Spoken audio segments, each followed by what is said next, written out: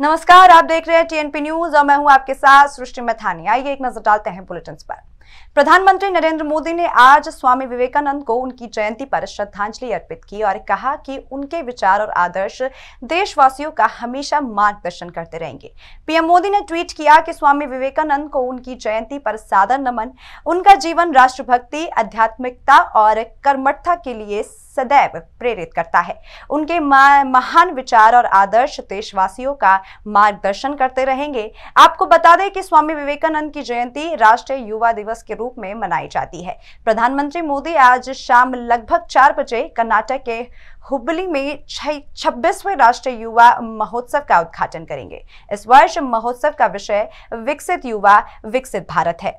जोशीमठ में भूदसाव की त्रासदी को लेकर जनता से लेकर सरकार तक टेंशन में है। उधर जोशीमठ में खराब होते मौसम ने सबकी चिंता को और बढ़ा दिया है। जोशीमठ में दरार और धसाव के शिकार होटल का डिमोलिशन होगा या नहीं, इस पर सस्पेंस बना हुआ है। होटल मलारी इनको गिराने का काम कल शुरू होना था, लेकिन मुआवजे पर लोगों के विरोध की वजह से ये काम शुरू नहीं हो पाया। लोगों के गुस्से के बीच कल रात सीएम पुष्कर सिंह धामी जोशीमठ के उस रिलीफ कैंप में पहुंचे जहां प्रभावित परिवार के लोग हैं। धामी ने साफ कर दिया, अभी सिर्फ होटलों की इमारत को ढहाया जाएगा, ना कि असुरक्षित घरों को।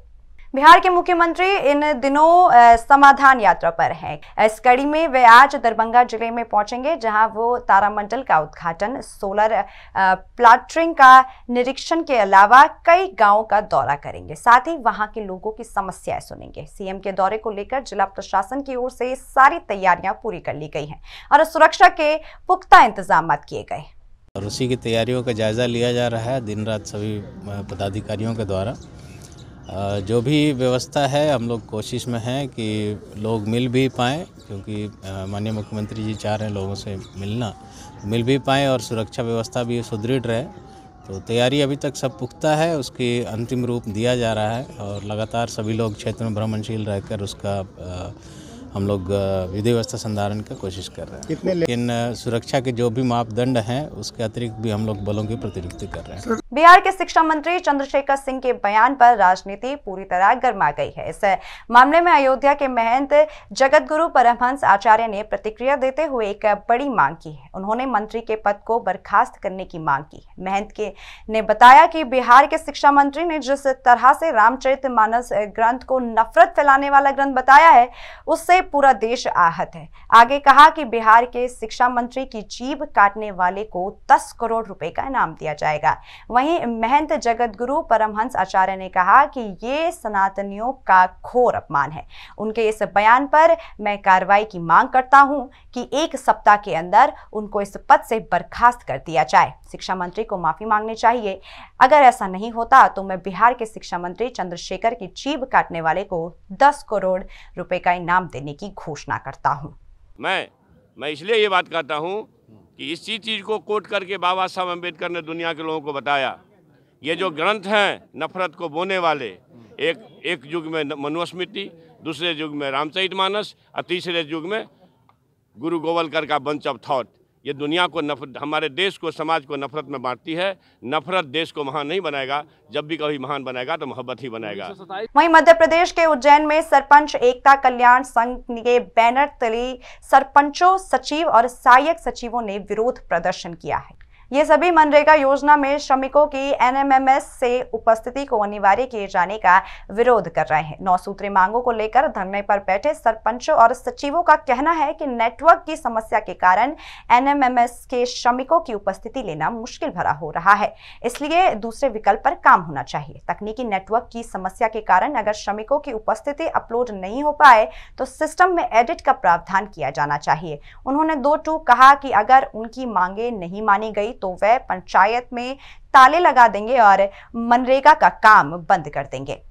अभी मनरेगा योजना में 1 जनवरी 2023 से एक नया नियम लागू कर दिया है सरकार ने, एनएमएमएस है। इसके माध्यम से जो मजदूर मनरेगा योजना के अंतर्गत जो पंचायतों में कार्य चलते हैं, उनमें मजदूरों की दोनों समय ऑनलाइन उपस्थिति दर्ज कराना अनिवार्य कर दिया है। तो इसका कहीं न कहीं सरपंच संघ विरोध करता है, क्योंकि इस नियम के माध्यम से, इस नियम के अनुसार ग्राम पंचायत कार्य करने में कहीं न कहीं असमर्थता व्याप्त कर रही है और परेशानियों का सामना करना पड़ रहा है।